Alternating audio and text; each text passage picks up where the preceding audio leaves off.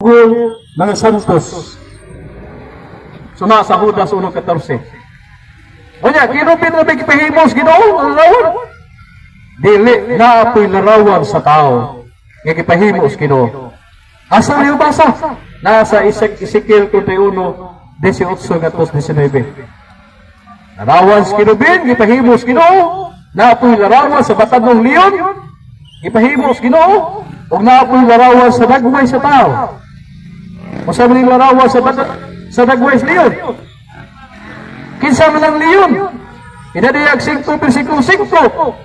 Ang leon sa banay ni David mao si Jesus.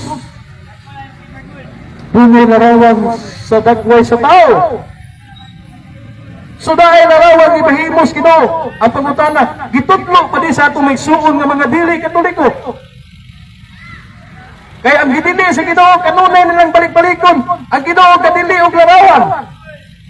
Pero katong larawan gipahimos Ginoo, wa gyud itudlo sa atong maigsuon nga mga dili Katoliko. Mo hinungdan nga atong maigsuon nga mga Katoliko nga gitudloan nay salaat tungod kay wa nila pasabta pag-ayo. Onya. Og ikaw Katoliko nga inosente maigsuon.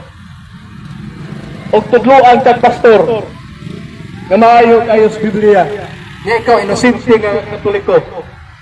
Og ingnon di ka, mutuo ba ka sa Biblia? O mingon jud kang Katoliko nga inosente.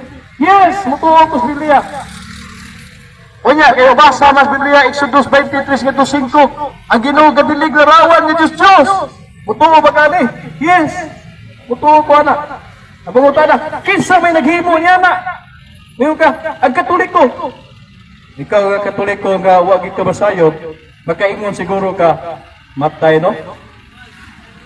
Inuon mo rin nga Ginoo gadilig larawan, niya mag-Katoliko naghimog larawan. Wala ikaw nga Katoliko nga wag ka masayon, wa na. Biya na kas pagka-Katoliko. Mabalhin na kag born again, mabalhin na kag iglesia ni Kristo. Kay lagi mabasa nga Ginoo gadilig larawan. Pero pangutana, gitudluan ba ka ni pastor? Nga dunay larawan ipahimos Ginoo, wa ka tudluin. Manang diha sa Biblia maigsuon duha ka klase ng larawan. Larawan nga Diyos o larawan sa mga balaan. Ang gidili sa Ginoo nga larawan, wa himuas Katoliko. Ang Katoliko naghimo og larawan, subay sa larawan nga gipahimos Ginoo. Manang sa laktod nga pagkasulti, ang atong maigsuon nga mga dili Katoliko, sila mo'y nagbaton og Diyos nga larawan. Kaya nga naman, ang larawan sa mga santos, kanato mga Katoliko, wala himuan natong mga Diyos. Pero sa atong maigsuon nga mga dili Katoliko, ang larawan sa mga santos, gihimo nilang Diyos. Di sila mo'y nagbaton og Diyos, dili kita. Gibaliktad lang nila maigsuon. Kunya, mingon sila nga, ang larawan ba, klaro magayo nga, Diyos, kung ano man, inyo manggiludhan, inyo manggiampuan.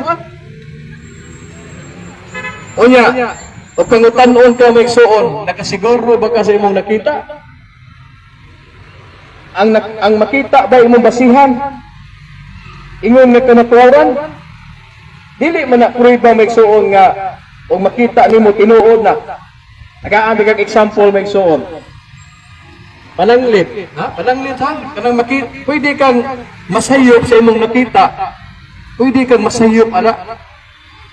Kaya nga naman, kitang magkatoliko, kung nakita ta sa mga dili Katoliko, nga nag-ampo taglarawan, nagluhod taglarawan, kung nakita nila, para nila, gihimo na itong Diyos, para na ito, di man. Kaya ang atong giludhan ni Ana, dili man ang larawan mismo. Ang buhi man nga gilarawanan ana nga tuwa sa langit. Ang ato sa giapuan nga larawan, dili kong larawan. Kaya ang larawan, di man na makadungog.